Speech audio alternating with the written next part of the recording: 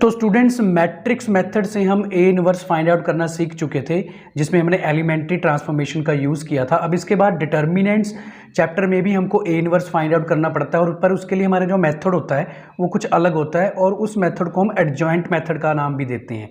तो आज हम वही एडजॉइंट मेथड से ए इनवर्स फाइंड आउट करने का जो है वो तरीका सीखेंगे, मतलब जिसको हम बोलते हैं adjoint method to find a inverse. तो उसके लिए हमको एक एग्जांपल लेनी पड़ेगी, और हम एक 3x3 का मैट्रिक्स ले रहे हैं। लेट कर लीजिए कि हमारे पास एक 3x3 का मैट्रिक्स है, जिसकी रोज़ हमारे पास है 2 0 -1, एंड सेकंड रो है 5 1 0, एंड थर्ड रो हमारे पास है 0 1 3। तो पहले हम इसका एडजॉइंट फाइंड आउट करेंगे और उसके बाद ए इनवर्स। तो मैं आपको पहले ए इनवर्स फाइंड आउट करने का जो फॉर्मूला है वो साइड में लिख रहा हूँ कि ए इनवर्स फाइंड करने के लिए हमको एडजॉइंट ऑफ ए पता करना पड़ेगा। देन जब हम उसको ए के डिटर्मिनेंट से डिवाइड करेंगे तो हमारे पास ए इनवर्स आ जाएगा। तो जो हमारा सबसे पहला स्टेप होता है वो ए का डिटर्मिनेंट फाइंड आउट करने का होता है, क्योंकि अगर डिटर्मिनेंट ही हमारे पास 0 आ जाता है तो आपको पता है कि डिनोमिनेटर में अगर 0 आ जाए तो उसका इनवर्स एग्जिस्ट नहीं करेगा। तो सबसे पहले हम क्या करेंगे, ए का डिटर्मिनेंट फाइंड आउट करेंगे, और ए का डिटर्मिनेंट फाइंड आउट करने के लिए हम एक्सपैंड बाय R1 से अगर हम करें तो ईजिली हो जाता है। तो वो आप सीख चुके हो कि कैसे हम एक्सपैंड करते हैं। अगर आप नहीं सीखे तो मैं मेरी लास्ट वीडियो देख सकते हो, जिसमें मैंने बताया हुआ है कि कैसे हम डिटर्मिनेंट को एक्सपैंड करते हैं। तो एक्सपैंड बाय R1 के लिए हम पहले 2 जो हमारा फर्स्ट एलिमेंट है उसके कॉरस्पॉन्डिंग रो और उसके कॉलम को हम कैंसिल कर देंगे। तो हमारे पास जो है डिटर्मिनेंट 2/2 का एक बन जाएगा माइनर, वो बनेगा हमारे पास 1 1 0 3।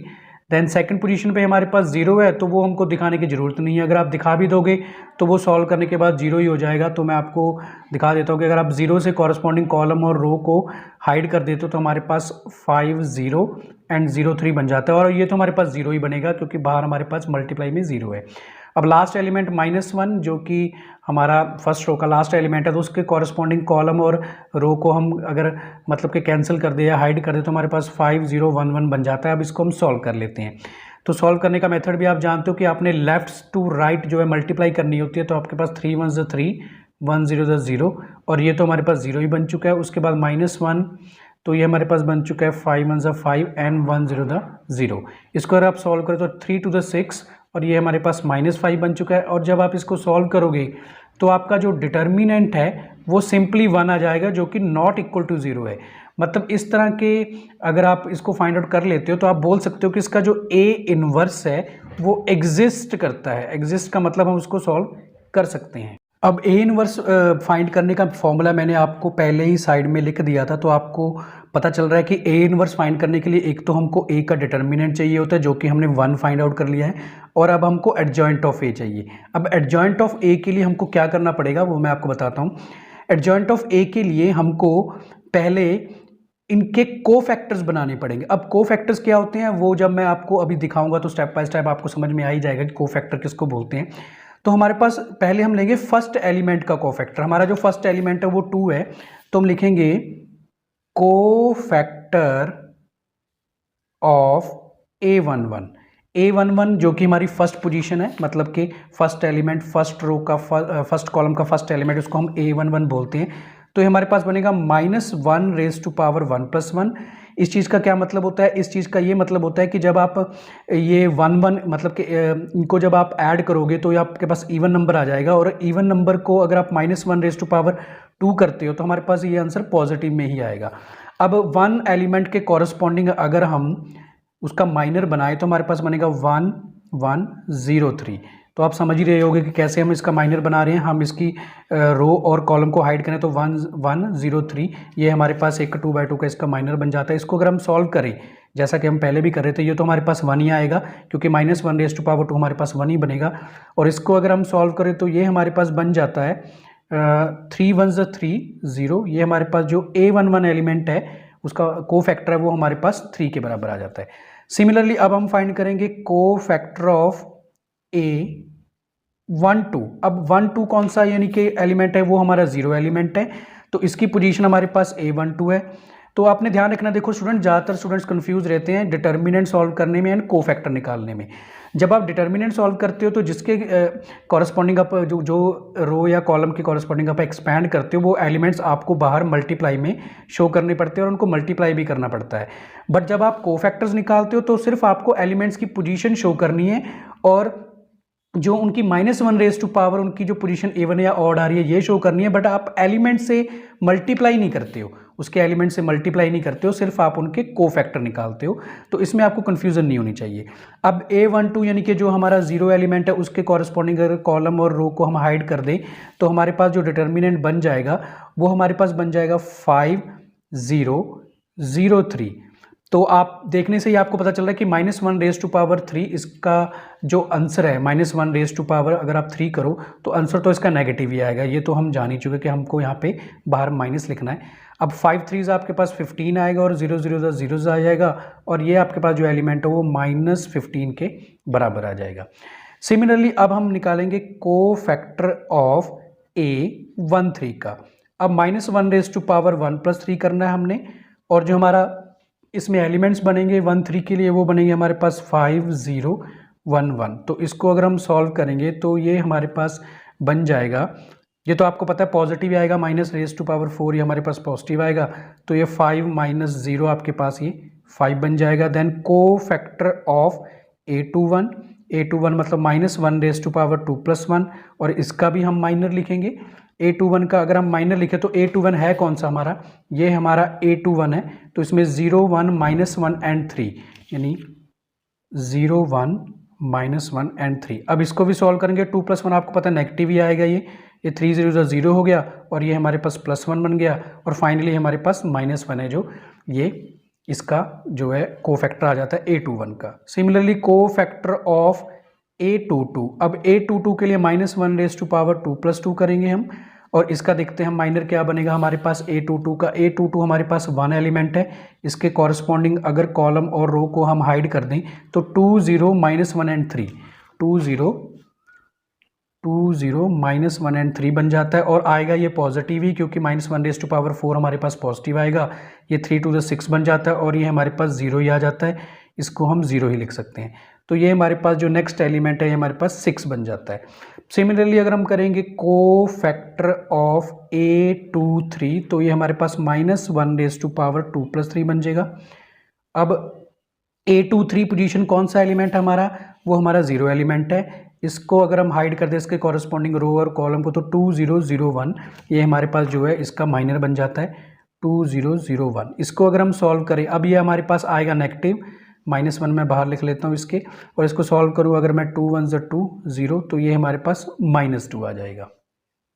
इसके बाद हम पता करेंगे A31। अब हमारा कोफैक्टर ऑफ A31 मतलब -1 हमारे पास आएगा 3 + 1। अब हम देख लेते हैं कि इसके जो है इसका माइनर क्या बनेगा। A31 एलिमेंट हमारा ये वाला 0 एलिमेंट A31 है, इसके कॉरस्पॉन्डिंग रो और कॉलम को अगर हम हाइड करते तो 0 1 -1 0 0 1 -1 0। तो इसको अगर हम सॉल्व करेंगे ये पॉजिटिव ही आएगा हमारे पास क्योंकि -1 इवन नंबर पॉजिटिव आएगा। ये 0 + 1 ये हमारे पास जो नेक्स्ट एलिमेंट है ये 1 के बराबर आ जाता है। अब ऐसे ही हम पता करेंगे कोफैक्टर ऑफ A32। अब A32 मतलब -1 + 2 और हम देख लेते हैं कि A32 पोजीशन में कौन सा एलिमेंट है हमारा, वो है 1 A32 पोजीशन में। तो इसके कॉरस्पॉन्डिंग रो और कॉलम को हम अगर हाइड कर दे तो 2 5 -1 0 2 5 -1 0। अब इसको अगर हम सॉल्व करें ये नेगेटिव तो बाहर ही आएगा इसके क्योंकि -1 है जो हमारा नेगेटिव आएगा। तो 2 0 0 हो गया और ये 5 + 5 हो गया, हमारे पास ये -5 है जो इस एलिमेंट की पोजीशन आ जाती है। नाउ कोफैक्टर ऑफ A33 ये हमारा लास्ट एलिमेंट रह चुका है। अब -1 + 3 अब अगर हम इसको भी माइनर की फॉर्म में लिखें तो A33 हमारा जो एलिमेंट है वो 3 है, इसके कॉरस्पॉन्डिंग रो और कॉलम को हाइड करें तो 2 0 5 1 इसको सॉल्व करेंगे हम, ये पॉजिटिव ही आएगा क्योंकि -1 / 6 पॉजिटिव आएगा हमारे पास। इसको सॉल्व करिए तो 2 5 0 0 और ये हमारे पास जो एलिमेंट है ये हमारे पास बन जाता है 2 एलिमेंट।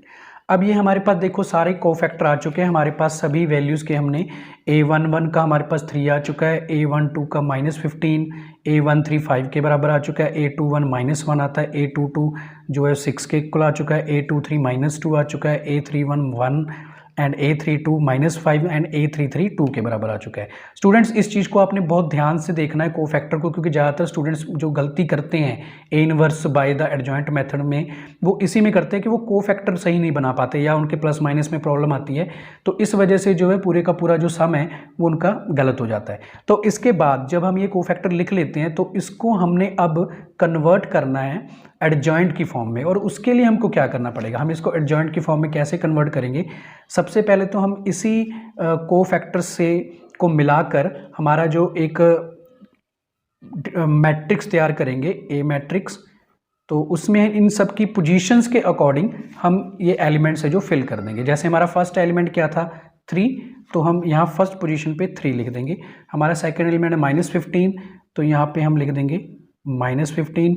सिमिलरली हमारा जो नेक्स्ट एलिमेंट है वो 5 है, तो यहाँ पे हम 5 लिख देंगे। एंड देन -1 आ गया हमारा नेक्स्ट एलिमेंट A21 की पोजीशन पे। तो उसके बाद A22 पोजीशन पे हमारे पास जो आ चुका है वो हमारे पास 6 एलिमेंट है।